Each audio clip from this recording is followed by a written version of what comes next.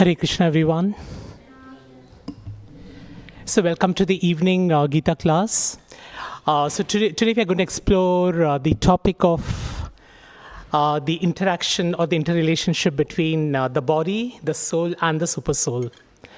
So, it's from the chapter 13 and verse 3. So, let's sing the Jai Radha Mother. You can close your eyes. Jaya Radha Madhava Jaya Kunja Bihari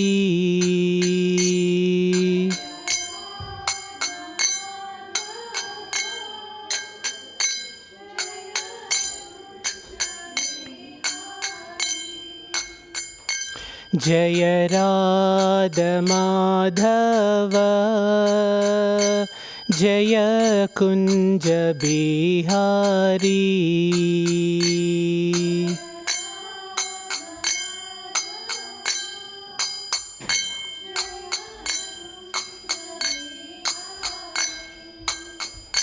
Jaya Gopi Jana Vallabha Jaya Girivaradhari Jaya Girivaradhari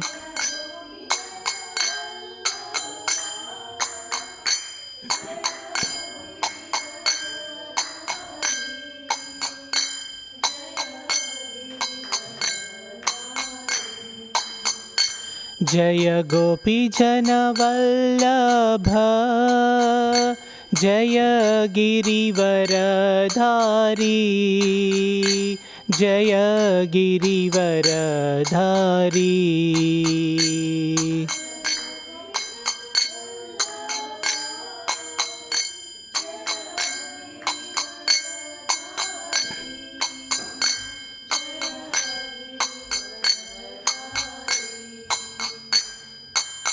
Yashodanandana Braja Jana Ranjana Yashodanandana Braja Jana Ranjana Yamuna Tira Vanachari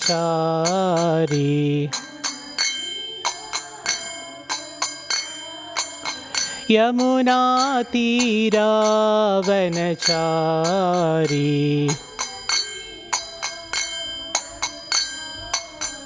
Jaya Radha Madhava Jaya Kunja Bihari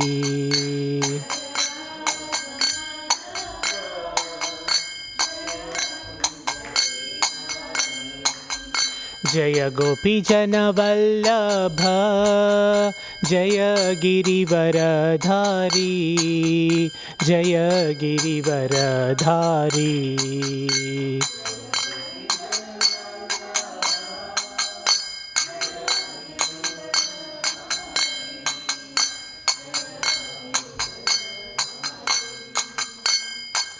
Yashodanandana Braja Jana Ranjana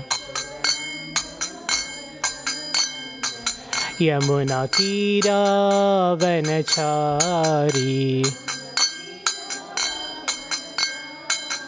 Hare Krishna Krishna Krishna Hare Hare Hare Rama Rama Rama Hare Hare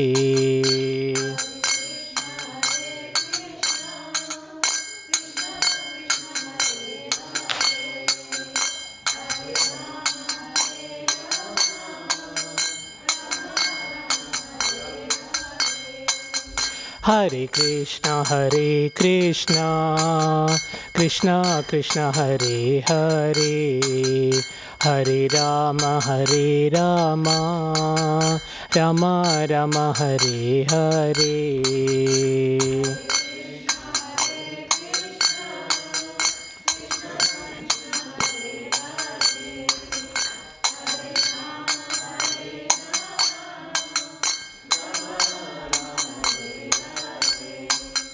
Hare Krishna,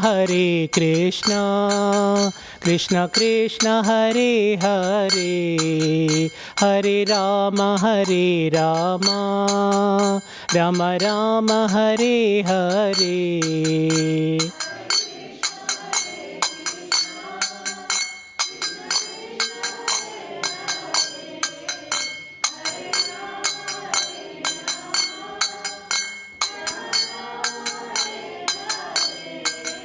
Hare Krishna,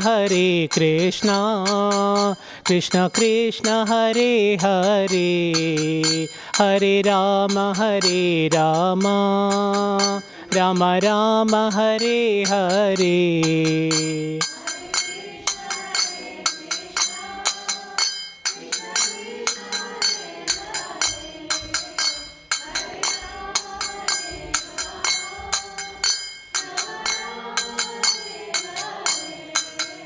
Hare Krishna, Krishna Krishna, Hare Hare, Hare Rama, Rama Rama, Hare Hare.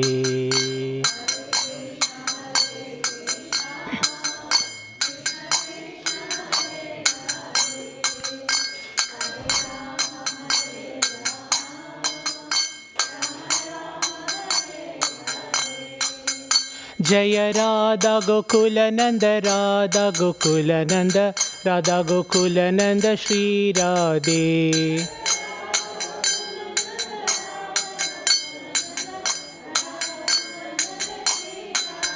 Jaya Sita Ram Lakshman Hanuman, Jaya Sita Ram Lakshman Hanuman.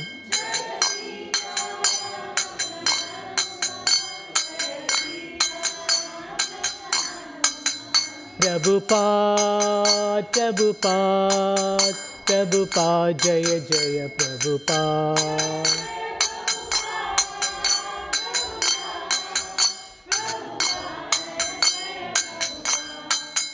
Hari Bol, Hari Bol, Hari Bol, Nitai Gaura Hari Bol.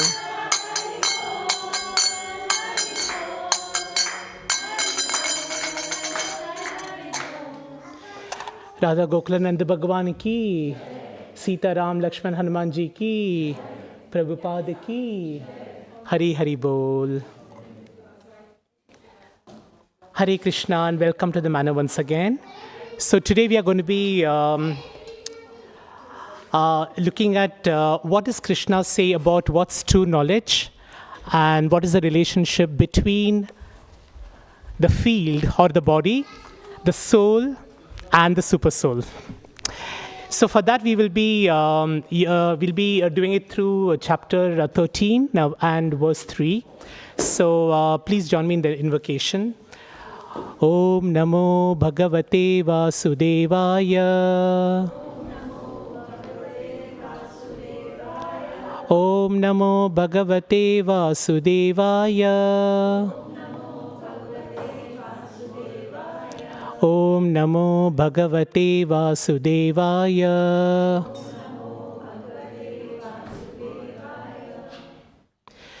So what we'll do is we will read the Sanskrit verse first, and then the word-by-word translation, and then we'll have a discussion on this particular topic. So I think the lights are a bit dim. I'm not able to completely see, but let's see. Is this the brightest? Then something's wrong with my eyes then. Okay. So let me try.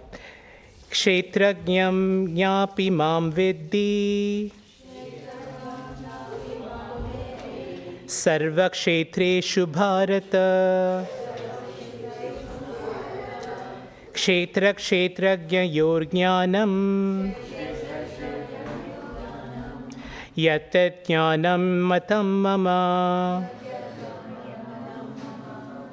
We'll repeat one more time. Kshetrajnam yapi mam viddhi sarva kshetreshu bharata kshetra kshetrajna yor jnanam Yatta jnanam matam mama. Now we'll do the full one. I'll do it. Kshetrajnam.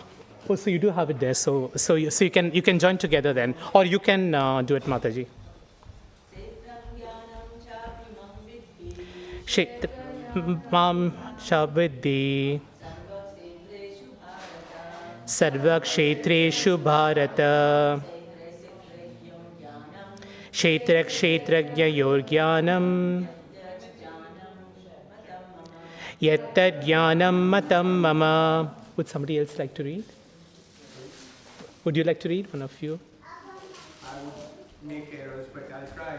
Please do. Kshetrajnam chapi mam Kshetragyam chapi mam vidhi. viddhi Sarva kshetreshu bharata.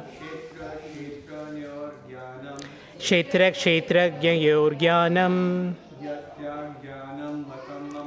Yatta jnanam matam mama. Would anybody else like to do? Okay. So we'll read the word by word translation. Kshetragyam, the knower of the field. Cha, also. Api, certainly. Mam, me. Vidhi, no.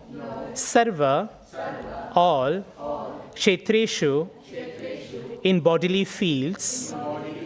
Bharata, O son of Bharata.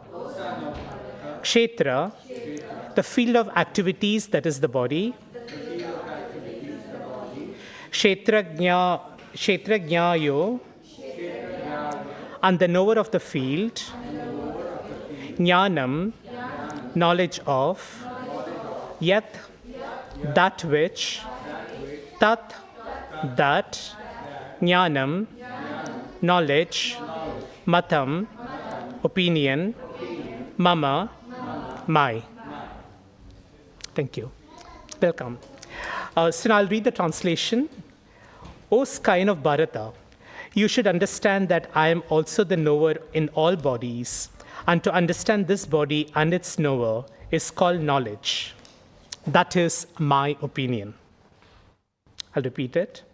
O scion of Bharata, you should understand that I am also the knower in all bodies, and to understand this body and its knower is called knowledge. That is my opinion. So Krishna says this really, really very, very strongly. And of course, we have the purport, but we'll not read the purport. We will just have the translation. Now, this is in chapter 13. So can somebody tell what is the name, what is the title of chapter 13? Nature, enjoyer, and the consciousness. So this is also the time that we are getting into the Jnana Yoga. So if you have to look at the Bhagavad Gita, it's got 18 chapters. The 18 chapters is being split up into 6 each. The first 6 is primarily around Karma Yoga. The second 6 is around Bhakti Yoga, and the third one is around Jnana Yoga. So we are right at the start of Jnana Yoga. So by this time, Arjuna has already seen the universal form, and he's also heard Krishna speak a lot about Bhakti Yoga, and now he's going to hear about Jnana Yoga. And this is the first chapter, and it's on the first verses. Now let's actually see what question Arjuna asks, and because then that builds to this particular answer that Krishna gives. So I'll just read the translation of the first two verses. Arjuna said, this is chapter 13, verse 1. Arjuna said, "Oh my dear Krishna, I wish to know about Prakriti, which is nature, Purusha, the enjoyer, and the field and the knower of the field, and of knowledge and the object of knowledge." And the second verse is, the Supreme Personality of Godhead said, "This body, O son of Kunti, is called the field, and one who knows this body is called the knower of the field." So that's the first 2 verses. Now, Arjuna calls Krishna by the name Keshav. And there is a particular significance because if you look at the Gita, Arjuna refers to, Krishna in many names. And there is always a reason why he calls by that name, and there is a very important reason for this. So, Keshav means the slayer of the Keshi demon. And do we know who the Keshi demon is? Do you know what form he took when he came to the earth?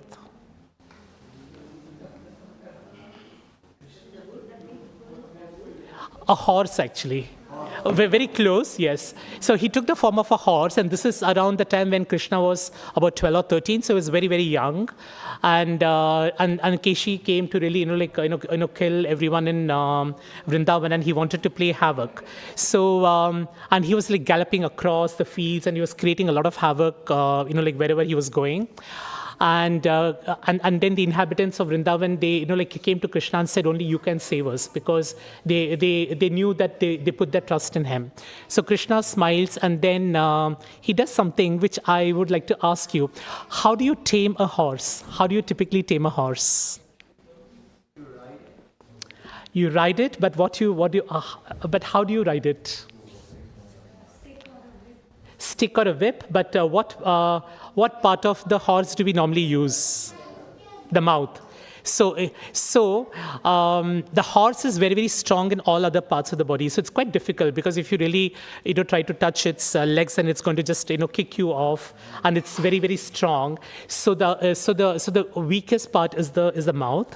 And that's what we also use, because we use the reins, and then using the reins, okay, we pull it here and then it turns right, and then we pull it here, it turns left. So that's how we control the horse. So Krishna did something very interesting. So what he did was he took his fist and then he put it in the mouth, and then the fist expanded in such a way that the demon was destroyed. So this is a beautiful pastime, and Arjuna calls Krishna by the name Keshav, and there is a reason for that, because Kesha is equivalent to ignorance. And what Arjuna is saying is that just like as you have slayed Keshi the demon, I have got a lot of horses which are also, creating my ignorance, and I want to really ask your mercy to get rid of that particular ignorance. Do we also know that horse is also linked up to something else? So how many of you have seen the chariots? The senses, of course, the senses. So because the senses is such an important part of our body, and it also deludes us, it can also be used in a positive way. So Arjuna says, please let me, give me this knowledge so that I can actually dispel the Keshi, which is the demon of senses, which is in my head. So there is a reason. It's just a small, he just uses Keshava, but there is a big reason behind that. So now, let's look at what really does. There are a few things that that Krishna says here. The first one is he says that we are the body, or we are the field. The field. So Krishna uses the word the field of activities as the body. Now, what does the material body consist of? The material body consists of the matter, and what is matter? What are the various elements that we know? Fire, air, ether, water, and what is the other one? Space, yeah. So these are the 5 elements, and these are what constitutes matter. Now, is the matter important? So, for example, in this particular body, how important is the matter? And or how valuable is the matter? And I'll just I'll ask you. So now suppose we were to put a price to all the material things that we have in our body, which is like, calcium, phosphorus, water, because we are all comprised of a lot of that. So just, can you just take a guess what will be the price or the cost of that particular, sorry? £2.75. I think I've been given a more liberal figure. It's very close. It's less than £5. It's 4.44 to be exact. Of course, it can vary a little bit. So now the question is, we price. How do you count that? Is just looking at the weight of the various elements. So if there is phosphorus, which is like 0.00 gram. If it's water, because our body constitutes almost like 70% water, and the rest of them are minerals. So if you really were to look at an average human body, and if you were to look at what's the weight of each of those materials, and if you add them all together, you probably are going to get a price of about 5 pounds. And that's the cost of a body. So my body is going to weigh. If you just remove all the elements, the phosphorus. Yes. You put a price to it, then this is what you get. But I'm sure the value of human life is more than 5 pounds, isn't it? What makes it? It's priceless. So what makes it so valuable? It's a soul. And if the soul departs, if the soul leaves the body, then there is really no value of that, right? But now we have got so caught up in our understanding of ourselves as the body that we don't even think of us as being a spiritual soul, and that is the first problem that we have. The first problem we have is that we associate ourselves with the body, with our hands, with our legs, but we don't really say that this is not really me. The me is what is in my heart. It's in my soul. In fact, I don't know, Mataji, if you know, it's 1,000th of the breadth of a hair, isn't it? Of the tip of the hair. So that is the size of a soul, and that lies within your heart. Now, is that the only soul that's there? We have the Paramatma as well, right? So now we have these three things. We have the field of activities, which is the body, and then the second is we have the soul, which is also called the knower of the soul, Hare Krishna, and then we have the super soul. Now, what's the difference between the soul and the super soul? There are many. There are many reasons, but differences. But could you name one of them?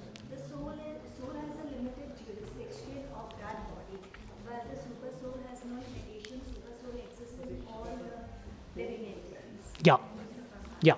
Thank you so much. So the soul only knows their body. So for example, the soul that inhabits my body only knows about this particular body. But then the super soul knows not only this body but also all the other bodies as well. And that is something that we normally do not really remember. Now let's think of our day-to-day activities. So how much of our activities do we spend on nurturing the soul, and how much of activities do we spend on nurturing the body? Much more than the body, right? I mean, we eat, we want to take good care of ourselves, we sleep for like 7 hours or 8 hours a day, we do a lot of hard work, and we do a lot of endeavor. We want to get out the promotion. We want to, get a salary increase. We want to get lots of things, right? Why are we doing that? To satisfy our senses, and also because we always think of ourselves as the body. But we don't really, but that's not really the case, because we are a spiritual soul, but we had just forgotten that we are a spiritual soul. So in quality, we are very similar to Krishna. So we have the same desire to enjoy. We are eternal. We are knowledgeable. But something has happened. We have come to this world, and that is really stopping us from truly being our true eternal self. And in fact, Prabhupada says in the purport, and I would like to read that out, what he says is jnana. Because we are starting, like jnana, so he says that perfect knowledge of the constitution of the body, the constitution of the individual soul, and the constitution of the super soul is known in terms of Vedic literature as jnana. It's probably so don't worry too much about that. Yeah, because it's quite a long purport actually. So if we read it, then it's going to take a lot of time. So I'll repeat this again. So perfect knowledge of the constitution of the body, the constitution of the individual soul, and the constitution of the super soul is known in terms of Vedic literature as jnana. So I'm going to ask you another question now. Whose needs are we beating more? The needs of our soul or the needs of our body? Needs of the body, isn't it? Okay. And does it really does it give us the true happiness that we seek? Temporary. How many of us know that we celebrated quite an important day yesterday, or I think it's the day before yesterday? Celebrated, or maybe we or we recognized. So it was the World Mental Health Day. And I do recall that like a lot of my colleagues had put up their reflections on like on LinkedIn and like some of the communication channels, etc. And as I was reading through some of them, it just made me wonder like what kind of a world we live in, because they're going through so much of agony. Many of them are coming up with issues, and these were very, very taboo. You could not really speak about that, till a few years ago. But now, people are coming out, and if you have mental health issues, people are really coming up. So there was this taboo that was there, which said that I can't disclose about my mental health, because what will people think about me? What will people? How will people respond to me? They will probably think I'm vulnerable. So from there, we have come a very, very long way, but we still have a long way to go. And that just made me reflect, how well do I know my own body? Do I really know it well? So we keep thinking of ourselves as being the knower of our field, but I don't know much about how my body operates. And there are times when my mind wanders in a particular direction, and I don't know why it's going in that particular direction. Have you ever felt that before? All the time. All the time, isn't it? There is no, there's no steady mind at all, actually. And another example, so there have been instances, and I was speaking to my, some of my, friends in India, and apparently among the youth and the students, there is a lot of depression that's going on. And I was kind of thinking, when I was a student, we never had this concept of depression, right? Because you never know what's depression. Because we would actively, put our mind to studies. We would follow what our, parents were saying. So again, the world has changed in a way where, depression has become pretty much the norm, and people are actually contemplating even taking their lives. And we have some very, very unfortunate episodes where it actually happens. And that again, goes on to say how disconnected we are with, this pure knowledge, because we are associating ourselves so much with the knowledge. And can we really destroy something which Krishna has given to us? And let's look at this. I mean, sometimes you see the homeless people out there who are trying to get their I mean, they're asking you for food and some way to really, so they want to maintain themselves. And then there is then there are actually people who are quite well to do, quite well off, being endowed with all the the blessings in terms of wealth, etc. But then they choose to take up their lives. So can you see the contrast? Here we have this, a leper, or this, homeless person who wants to really sustain his body, his or her body. And then here there is who have everything in this world, but not. So going on to say that who's right? No one is right, isn't it? But what's very important, and that's the third part, which is around we may be the knower of our body, but but are we the owner of our body? We definitely are not, isn't it? So we are not the owner of the body. So who is the owner of the body? Material modes of material nature are actually making your body work, and we think it's us, but actually it's not. So it's being influenced by the modes, but who owns us? Who owns this body? Krishna, isn't it? Because if Krishna is living within us as a super soul, because he's of course outside the creation, he's also within us, then in a way we all are, our body is a temple, isn't it? So then, if our body is a temple, then what right do we have to destroy it? because Krishna has loaned this particular body to us in this particular lifetime. So it's like wearing clothes. So when we wake up in the morning, when we dress up, we wear new clothes. So it's very, very similar, because in this particular lifetime He has given us this particular body. And how have we got this body? Because of our previous desire and karma. So it's a consequence of all those reactions that you have. And this particular lifetime, we have all been blessed to be human beings.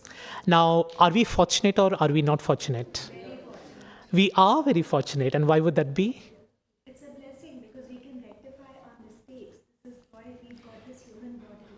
We can rectify our previous mistakes and we can actually work in Krishna consciousness, gain that true knowledge, and understand who we are. That's the real knowledge. Yeah, absolutely. Because because our consciousness is so high, we have been endowed with the intelligence, and this is really the opportunity for us to come closer to Him. I'm reading this. But how unfortunate it is, so many living entities on this planet Earth, how many has taken to Krishna consciousness? We can probably count, yeah? Yeah. We go on the street, we do harina, we do meditation, we visit people, we talk to people. Yes, I've been talking to my friend, she doesn't understand. Yeah, that's... So we are really, to begin with, we are very fortunate to get the human body. Because in this 8.4 million species of life, we have been all through those lifetime after lifetime. Sometimes we can say, I haven't done any wrong to anybody, why I'm suffering? I haven't cheated anybody, why I'm suffering? But we know only for this particular life, we don't know what we have been doing previously. Yeah. That is it. Yeah, absolutely. Why is this problem, mental health problem? As we said before, people would hide. Before it was genuinely, it was like born with it.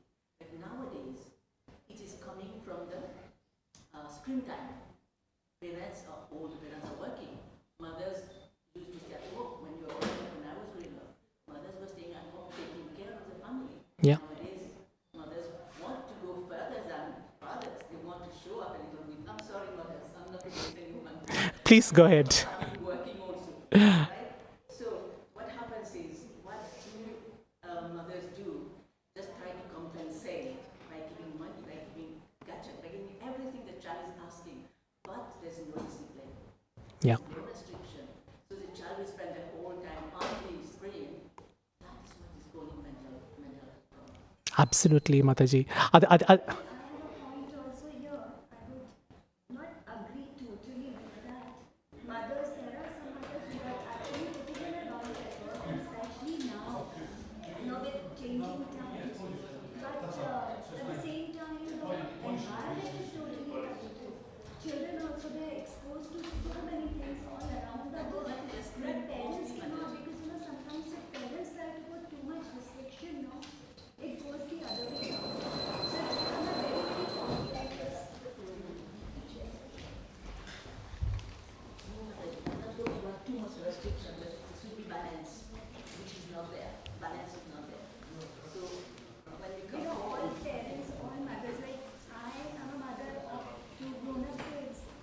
I know, I think I get them all the stories of Krishna. I get them everything very, very balanced. I did not work until the children got into high school. My kids are very good, very, very good, but really closely connected to Krishna conscious. It only happens with mercy and prayers. Nowadays it's only mercy. but you know what also? There is a saying, man ki see, man ki do. If you are doing at home, definitely. Yes, They will do. they are observing. So we have to just, this is complete Kalika. We have to just set as examples. That's it. Yeah. And I leave it. I mean, it is totally Krishna's mercy. Just think of mercy on pe hoegi apne aap change ho jayega. Very good discussion. We saw different points of view, and of course, and both of you are right. So clearly, we have a role to play as parents, and as parents, we have very different goals in our lives, and that goal doesn't seem to be, inculcating spiritual values in our children, and and we also like have a particular like expectation of our children, which is purely based on material like gains. I mean, like okay, you want to become an entrepreneur, you want to lead a very successful career. So our entire perception of success is so much materially driven that we don't even like think of that there can be life even beyond. And while Krishna says you do have to do your prescribed duty, but what's important is when you over endeavor in one area, then you obviously are something else is going to suffer, and that's what's really happening in this world. So because like even men and women, everybody, mothers and fathers have these ambition to become like the CEO of company, etc., etc. So then something has to give way, and that is the time that they spend with their children. And so they, give, the gadgets. And I can see some very, very young ones, like they probably use it much better than me. And I'm just thinking, well, they are very good at what they are doing. They are digital natives, but is it coming at a cost? And that cost is not very apparent. We don't really see that. And that sometimes you don't even see it now. You see it many years later on. And that's when it becomes a bit too late.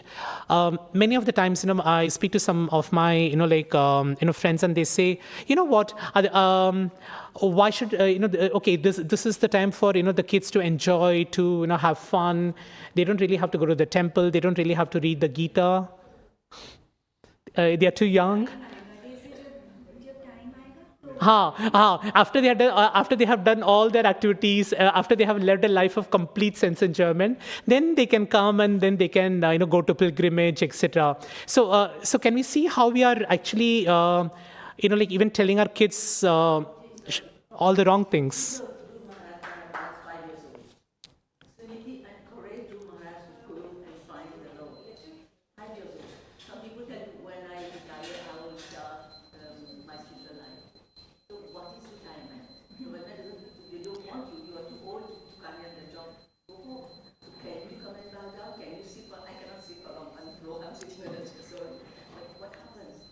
Yeah. Yeah. Yeah, we don't know. And the thing is, we don't even know how long we are going to be here. Yeah, it'll come at some point in the... Next moment you don't. Yes. Prabhuji, even the education system all around the world. That education system, trust me, it's a bigger mess, more than the parents. And Radhanath Swami Maharaj, he actually says this because in one of his lectures, he says, modern education teaches us a lot of things, and it teaches us what to do and how to do, but it doesn't really go too much into the why. Why are we doing that in the first place? And that was really, yes, I mean, we are told, okay, you have to learn chemistry. Yes, I've seen the periodic table.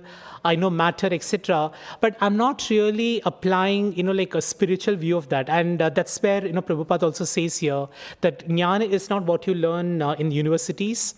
It's really about our ability to kind of see the difference and the interaction between the body, the soul, and the super soul. And today we don't really see that.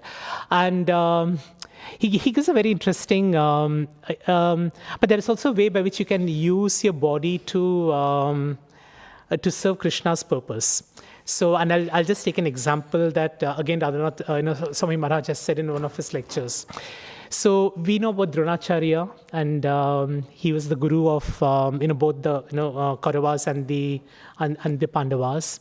And this was a time when he was teaching them how to how to shoot a bow and arrow. And so there was this test that he was doing, and I think you probably know about this. So there's a tree, and then there's a false bird, that he keeps in one of the branches, and then he asks Duryodhan, what do you see? So you can say, and he says that your objective is to actually shoot the eye of the bird. So then Duryodhan says, I can see the eye. What else can you see? I can see the bird. What else can you see? I can see the branch on which the bird is there. What else can you see? I can see the tree. What else can you see? I can see the the sky as a backdrop. Beneath this tree. Then he said, okay, no, just go and sit down. And then he makes Duryodhan sit down. Then he calls Bhim. So Beam comes and says, okay, now what can you see? And then Beam says, I can see the eye of the bird. Then what else can you see? I can see the bird. And then probably the branch. And then again, Dronacharya asks him to sit down. Now come Yudhishthir. Now please tell me, what can you see? So Yudhishthir says, I can see the eye. And then what else? The head of the bird. And then he again goes and says, sit down. Then he calls Arjuna. And then he calls Arjuna and says, what can you see? The eye. What else can you see? Nothing but the eye. So he's really that focused. So here's an example where Arjuna is using his body to perform, like an activity with concentration that his guru has given. And he's so focused on that he's not really allowing himself to get distracted by anything else, which even Yudhishthir and Bhim and Duryodhana are getting distracted. Now, if you have to take that back and look at even our current, like the way we use our body, we keep saying that our mind is distracted. We keep saying that we can't chant. We keep saying that our mind wanders in all directions when we try to chant. But can we really have the same concentration as what Arjuna had? So if Arjuna, if your spiritual master says that please chant without offenses, please chant with full sincerity of heart, and if you follow those instructions, then what will happen?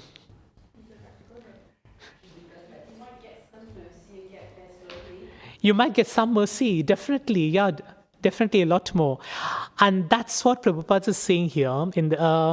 What he's saying is that when you know that your field, when you know that your body is not yours, but it belongs to Krishna, then use it in a way that brings you closer to him. And you can only do that, Mataji, as you mentioned, you can only do that when you take his mercy, because it will not come automatically. And we always keep saying, we keep saying, okay, we are not the body, we are the soul. But then, we also need to understand what is theoretical knowledge and what is realized knowledge. So what is the difference between the two? So you need to put it to practice, because only then you will get realizations, and then that will lead to strengthening your faith in what you're doing. Yeah. So whatever you're reading up, your theory has to be put into practice. Absolutely.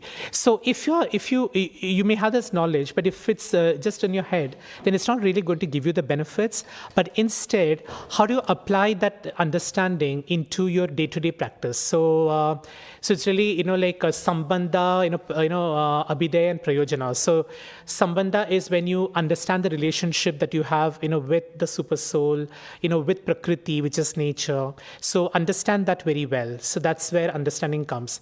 Abhidaya is when you start practicing it, and you will never be perfect the first time you try to do it, because you will always try, because many of us, we have so many lifetimes of impurities in our heart. We are so conditioned that it's going to take time, but that should not stop us from persevering and moving the right path. And we will have lots of obstacles along the way, but all we do, as you mentioned, Mataji, is just to pray to Krishna and say, please give me the mercy to allow me to follow that particular path with sincerity and with devotion.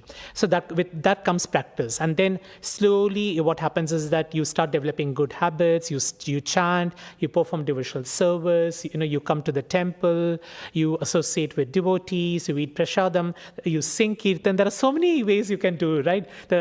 Or you can go to the farm, you can go to the Goshala. There are so many ways by which you can please Krishna. And when you do that, then you slowly start purifying your your heart. And when you get the higher taste, then you want to do more of it. So how I got to know is that I moved back to UK around 2019. So I had a neighbor who used to run with me. So we were runners. So we used to run Kasubari Park and all that. And then he said that every Sunday we come for the Bhakti Vriksha class. So why don't you join? So I said, okay, fine, I'll join. So then I joined, and then it was Sankirtan Prabhu, which I think many of you might know. So an absolutely wonderful devotee, and it was, and I always wanted to know more about the Gita. I had learned many years ago, but then I had not really connected as much. So, but then when you studied, when you did this study together, I realized that a lot of my doubts were getting clarified, because of the discussion that was happening, because of the questions that were being asked by by the other members. So I felt I want to come again and again. Then I came again and again, and then on Sundays you have a choice of doing anything else. You can go to the mall, you can go outside, you can watch a movie, you can go to a restaurant. But then we made a choice to come there, and then and it was not very easy to begin with. But then I could feel that I was getting the benefit, and then slowly I started getting involved in service, and that's how it started off. I'm sure many of us will have very, very similar stories. And the key thing is, if you had stopped, you may have found some hindrances, some obstacles on the way. But if you had stopped, then what would have happened? You would have gone back to the same routine that, like, I'm going back to the same routine. I want to just, do my endeavors. I want to just work hard, work from like 8 a.m. to, like 9 p.m. And then you feel satisfied that you're working so hard. But the question is that really what you are doing? Prabhupada has got an example. He calls such people over-endeavoring as asses. So they are like donkeys, because donkeys, they keep like working hard, they keep carrying a lot of load, and they don't really think. But then because we have been given this intelligence, because we were born as human beings, shouldn't we be using Krishna's faculties to think and to really try to make that difference and try to come closer to him? So so that's what this particular verse is all about. So I'll read this. What the youth needs to find a balance, because this is what they're doing. They're working so hard. But what do they do? I mean, their job also demands sometimes. Yeah. What they do, it's very difficult. And it's very competitive. And can you say that you truly get Hare Krishna? In 10 minutes, okay, this is a Gita class. In 10 minutes, we'll have the Aarti. But you can come and sit down, yeah. I've come from my father, who passed away today. I just want to spend a bit of time, that's all. Oh, please do. Yeah. Please do. Yeah. So, Matthew, what are you saying? I just. The world is here so competitive, what you're saying, like morning till night job. But this is what the youth is doing right now. Yeah. This is what they want to earn money. Again, the lack of true knowledge. It should also, as what I was saying, it has to be a part of the education system.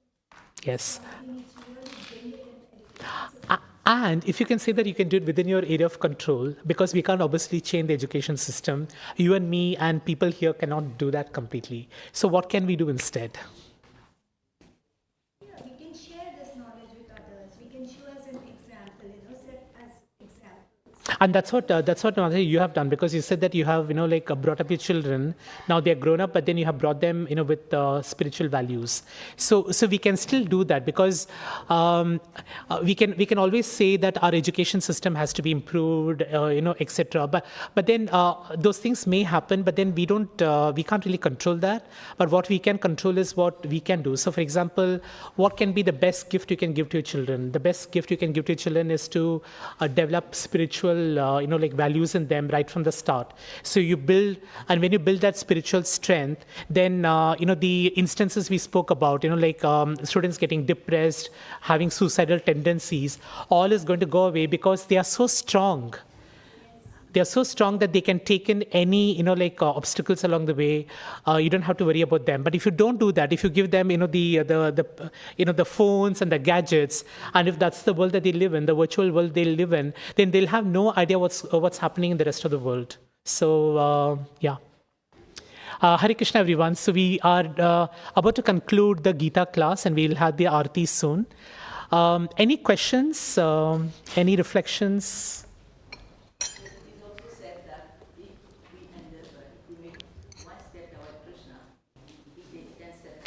Yes, that's a very good point. Yeah. Thanks, Mataji. So, Krishna wants you to come to him much more than you want to come. So, if you take one step, then he will, he will come, almost like 1,000 steps towards you. So, he's making your journey, that much easier. But then you need to have the first desire. You have to take the first step. If you don't take the first step, then he'll be waiting for you. But you will do other things, and he'll keep waiting. So, do we make Krishna wait for us, or do we go and take the first step towards and come towards him? And you need to have a guru. Yes. Yeah. So we need an authorized, spiritual master who can guide us there. So we have a few minutes, and what I thought we could do is that, Hare Krishna, let's really connect with the Paramatma in our heart, and let's do a short kirtan. So please do join me. You can close your eyes and meditate. So we are in this field of activities, and that's the body. And we are, as a knower, we are deep as a soul. We are inside our heart, and next to the our soul is a super soul. So we are going to connect with the super soul when we sing this kirtan. Hare Krishna, Krishna Krishna, Hare Hare. Hare Rama, Rama Rama, Hare Hare.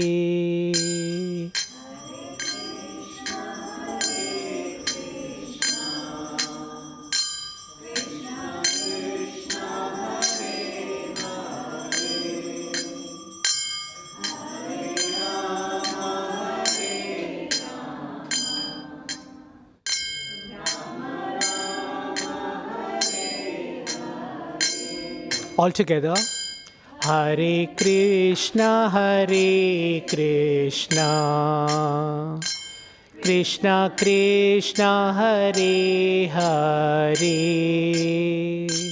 Hare Rama, Rama Rama, Hare Hare. Once more. Hare Krishna, Krishna Krishna, Hare Hare. Hare Rama, Rama Rama, Hare Hare. Hare Krishna,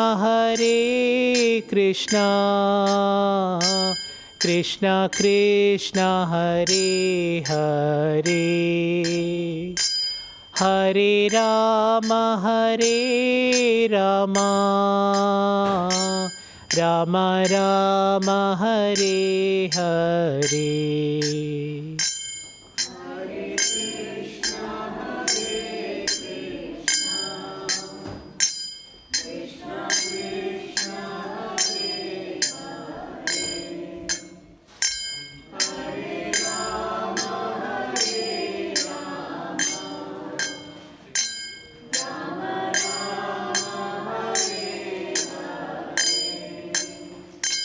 Hare Krishna,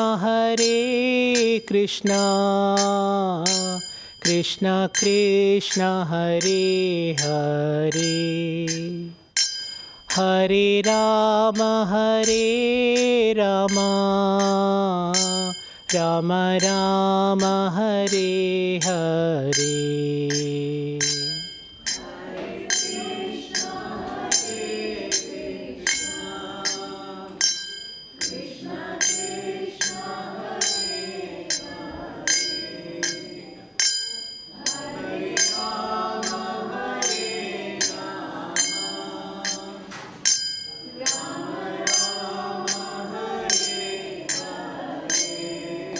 One last time. Hare Krishna,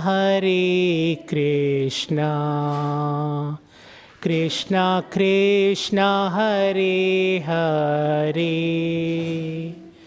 Hare Rama Hare Rama Rama Rama Hare Hare. Hare Krishna. Thank you so much for joining, and Daurati is going to start soon.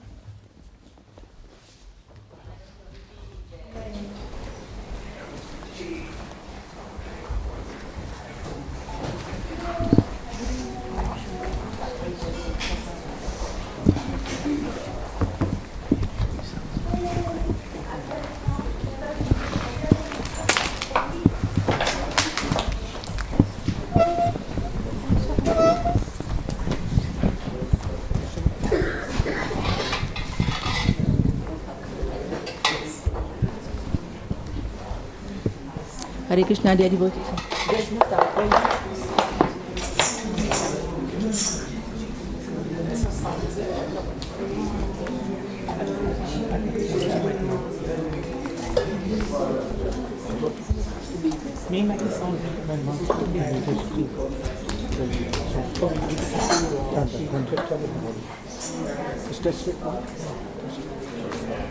Hare Krishna. Yes. Thank you. Come on. Hare Krishna, we are going to have Gaur Aarti now. You can all please stand up and put your mats away. Thank you.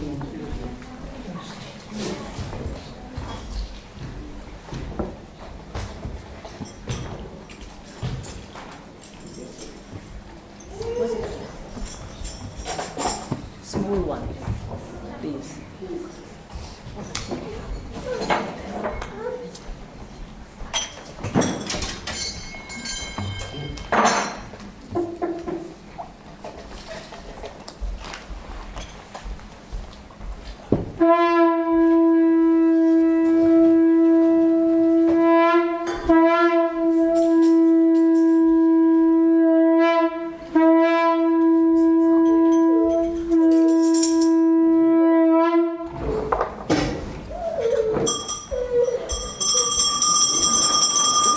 Shri Radha Gokulanand ki, Shri Sita Ram Lakshman Hanuman ji ki, Shri Gaur Nitai ki, Srila Prabhupada ki.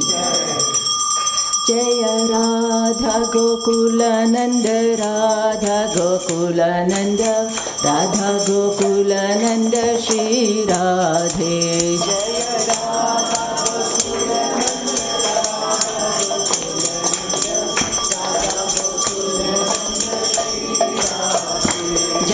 Sita Ram Lakshman Hanuman, Jaya Sita Ram Lakshman Hanuman. Jaya Sita Ram Lakshman Hanuman, Jaya Sita Ram Lakshman Hanuman. Jaya Gauranitai, Gauranitai, Gauranitai, Jaya Gauranitai.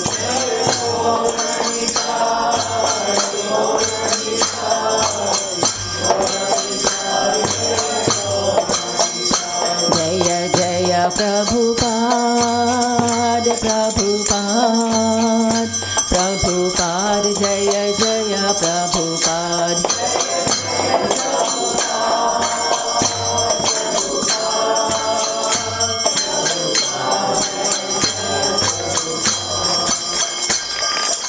Jiva Jaya Jaya Gaura Chande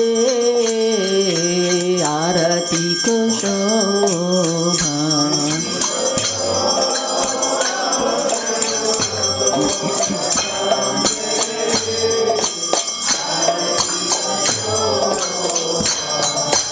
Jiva Jaya